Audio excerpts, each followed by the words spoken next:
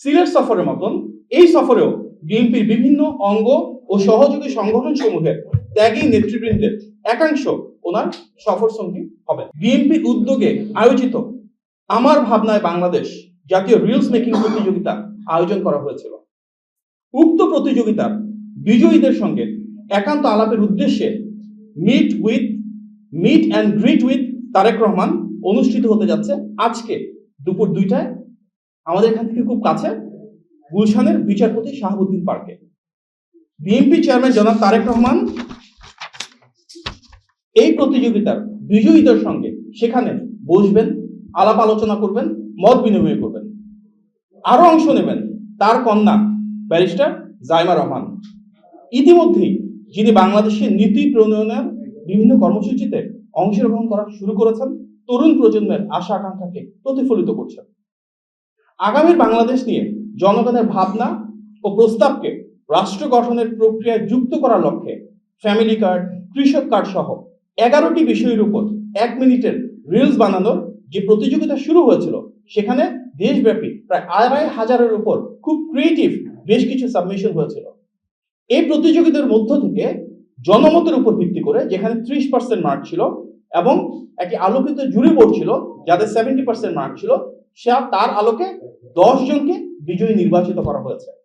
এই 10 জনই আজকে বিএনপি চেয়ারম্যান জনাব তারেক রহমান ও ব্যারিস্টার জাইমা রহমানের সাথে সাক্ষাৎ এবং আলোকচারিতার সুযোগ পাচ্ছেন দুপুর 2টা থেকে।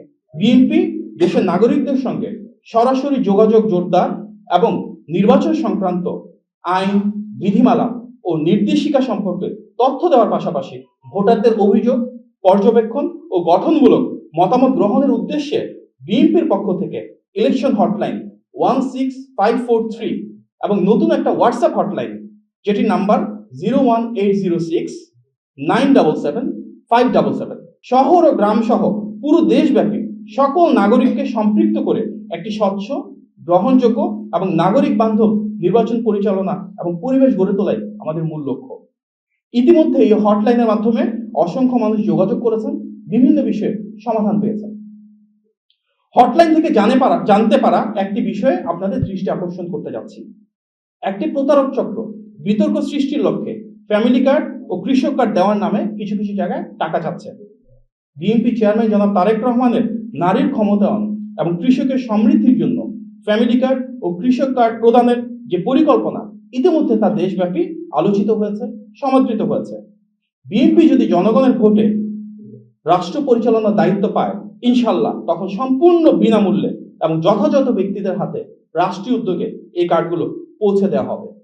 যদি কেউ এই বিষয়ে কোনো অসাধু উদ্দেশ্য হাসিলের চেষ্টা করে, সেক্ষেত্রে আপনারা আমাদেরকে অবহিত করবেন এবং অবশ্যই আইন শৃঙ্খলা বাহিনীর শরণাপন্ন হবে। একটি রাজনৈতিক দলের খুব প্রভাবশালী একজন নেতা ভারতের সঙ্গে চুক্তির বিষয়ে যে দাবিটি করেছেন, তিনি একটি মিডিয়ার কথা বলেছেন। স্বাভাবিকভাবে তার সপক্ষে তিনি কোনো প্রমাণ উপস্থাপন করতে পারেননি, কোনো প্রমাণ উপস্থাপন করতে পারবেনও না। কারণ যে তথ্য মিডিয়া এসেছে বলে তিনি দাবি করেছেন, সেটির ন্যূনতম কোনো বাস্তবতা নাই, ন্যূনতম কোনো সত্যতা নাই। তাহলে কি আমরা বলতে পারি যে বিতর্ক তৈরি করার জন্য এটি একটি রাজনৈতিক অপকৌশল? আর যদি ওনাকে ভুল তথ্য প্রদান করা হয় বা বিভ্রান্তি ছড়ানোর জন্য করা হয়, তাহলে কি সেটা ওনার অজ্ঞতা?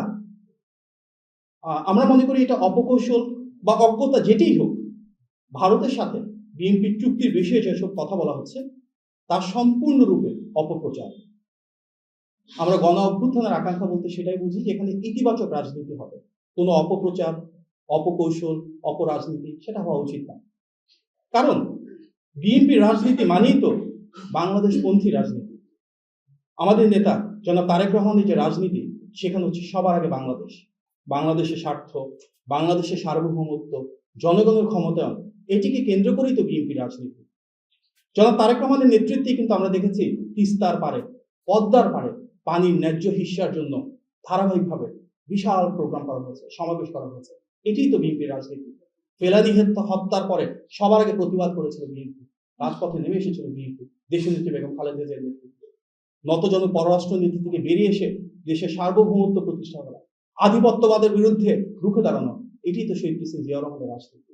সুতরাং বিএনপি দেশের জন্য, দেশের মানুষের জন্য, বাংলাদেশের স্বাধীনতা এবং সার্বভৌমত্বের জন্য আমাদের নেতৃত্বে সবার আগে বাংলাদেশ প্রতিষ্ঠা করবে। কোন রকম অপপ্রচার না হয়, সেটি আমাদের প্রত্যাশা। ধন্যবাদ।